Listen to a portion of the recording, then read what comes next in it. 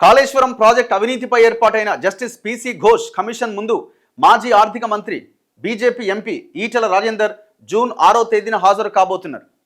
విచారణ కమిషన్ జారీ చేసిన నోటీసులకు సమాధానం ఇవ్వబోతున్నారు. ఈ సందర్భంగా అప్పటి పాలనా పరిస్థితులను కమిషన్కు ఈటెల తెలియజేయబోతున్నారని ఆయన సన్నిహిత వర్గాలు వెల్లడించాయి. బీఆర్ఎస్ ప్రభుత్వ హయాంలో ఈటెల రాజేందర్ ఆర్థిక మంత్రిగా పనిచేసిన నేపథ్యంలో ఆయనకు కమిషన్ నోటీసులు జారీ చేసింది.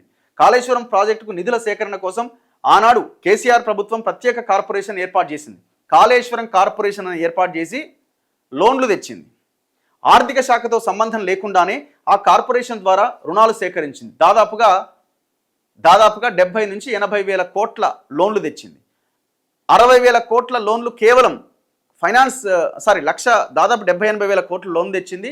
ఒక 60 వేల కోట్ల లోన్లు కేవలం 2 కేంద్ర ప్రభుత్వ రంగ సంస్థల నుంచే తీసుకొచ్చింది. రూరల్ ఎలక్ట్రిఫికేషన్ కార్పొరేషన్, ఇట్లా 2 సంస్థల నుంచి. పేరుకి ఈటెల ఆర్థిక మంత్రిగా ఉన్న మొత్తం వ్యవహారాన్నంతా అప్పటి సీఎం కేసీఆర్ నడిపించారని, ప్రాజెక్టుకు నిధుల కేటాయింపు కూడా ఆయనే చేశారని, ప్రాజెక్టు ఎక్కడ కట్టాలో ఆయనే నిర్ణయించారు అని ప్రచారంలో ఉన్నది. ప్రాజెక్టు ఎక్కడ కట్టవద్దో ఇంజనీర్లు సూచించినా కేసీఆర్ బేఖాతరు చేశారని, అలాంటిది ఆర్థిక మంత్రిని ఆయన పట్టించుకుంటారా అనే అభిప్రాయం ఉన్నది. పైగా కాళేశ్వరం ప్రాజెక్టు తన మానస పుత్రికని, తన మేధస్సునంతా రంగరించి కడుతున్నామని, అది ప్రపంచంలోనే ఒక అద్భుతమని కేసీఆర్ ప్రచారం చేసుకున్నారు. సాధారణంగా బడ్జెట్ రూపకల్పన సందర్భంగా వివిధ ప్రభుత్వ శాఖలకు సంబంధించి జరిగిన ఖర్చులపైన ఆర్థిక మంత్రి సమీక్ష నిర్వహించి కొత్త బడ్జెట్లో కేటాయింపులు ప్రతిపాదిస్తారు. కానీ బీఆర్ఎస్ హయాంలో బడ్జెట్ రూపకల్పన ఆర్థిక మంత్రితో సంబంధం లేకుండానే జరిగిపోయిందనే ఆరోపణలున్నాయి. సంప్రదాయం ప్రకారం బడ్జెట్పై ఆర్థిక మంత్రి సమాధానం చెప్పాల్సి ఉన్నా అది కూడా జరగలే. బడ్జెట్ కూర్పు కూడా ఆర్థిక మంత్రితో సంబంధం లేకుండానే జరిగిపోయిన సందర్భాలు ఉన్నాయి. అందువల్ల ప్రాజెక్టు అవినీతితో మా నేతకు సంబంధం లేదు అని ఈటెల సన్నిహిత వర్గాలు స్పష్టం చేశాయి. ఇదే అంశాన్ని కమిషన్ ముందు ఈటెల తన వాదనగా వినిపించే అవకాశాలు కనబడుతున్నాయి. మరి మీరు కీలకమైన పెద్ద నాయకుడు కదా, అన్నీ తెలిసిన నాయకుడు కదా, మరి ఆయన అట్లా చేస్తుంటే మీరు ఎందుకు సైలెంట్గా ఉన్నారన్న క్వశ్చన్ కూడా జనరల్గా వస్తుంది.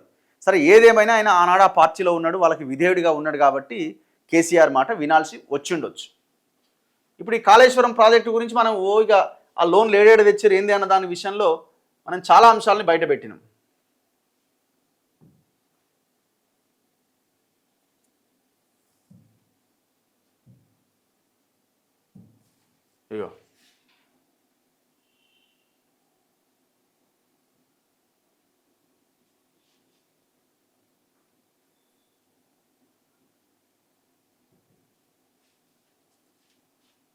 ఇగో వాళ్ళు తెచ్చిన లోన్స్ అన్నమాట ఇవన్నీ. ఆనాడు కాళేశ్వరం కార్పొరేషన్ ఏర్పాటు చేసి దాదాపుగా వాళ్ళు తెచ్చిన లోన్స్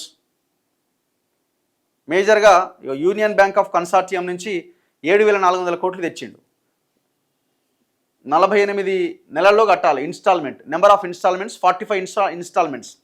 టోటల్ ఎంత? 12 సంవత్సరాలకి. యూనియన్ బ్యాంక్ నుంచి 7,400 కోట్లు తెచ్చిండు.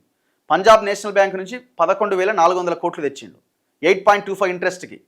బ్యాంక్ ఆఫ్ బరోడా నుంచి 2,150 కోట్లు. పవర్ ఫైనాన్స్ కార్పొరేషన్, ఇది కేంద్ర ప్రభుత్వ సంస్థ నుంచి దాదాపుగా ఓసారి 12,000 కోట్లు, 2,000 కోట్లు, 5,000 కోట్లు, 4,000 కోట్లు, 2,000 కోట్లు, ఇంకోసారి 10,000 కోట్లు నాబార్డ్ నుంచి తెచ్చిండు. అండ్ రూరల్ ఎలక్ట్రిఫికేషన్ కార్పొరేషన్ నుంచి 4,000, 11,000, 14,000 ఇట్లా లోన్లు తెచ్చిండు. ఇట్లా దాదాపు ఒక 70-80 వేల కోట్ల రూపాయలు ఇది తెచ్చిండు. దాదాపు ఒక ఇదంతా ఇంట్రెస్ట్ అంతా కలిపితే ఒక 1,50,000 కోట్లు అవుతుంది. 12 సంవత్సరాల్లో కట్టాలి. ఆల్రెడీ ఈఎంఐ స్టార్ట్ అయిపోయింది. అది కట్టలేకనే కక్కలేక మింగలేక సస్తున్నది గవర్నమెంట్. చూడండి ఇంట్రెస్ట్, చూడండి రేట్ ఆఫ్ ఇంట్రెస్ట్ 10.90, 10.90, 10.90. పర్సనల్ లోన్లు తెస్తాం మనం. మీరు ఒకవేళ బ్యాంక్కి వెళ్ళి పర్సనల్ లోన్ కావాలంటే 11%కి ఇస్తారు కదా, అట్లా తెచ్చిండి 2,000 కోట్లు. ఇప్పుడు ఇది నాకు సంబంధం లేకుండా తెచ్చిండని ఈటెల చెప్పబోతున్నాడు అనమాట.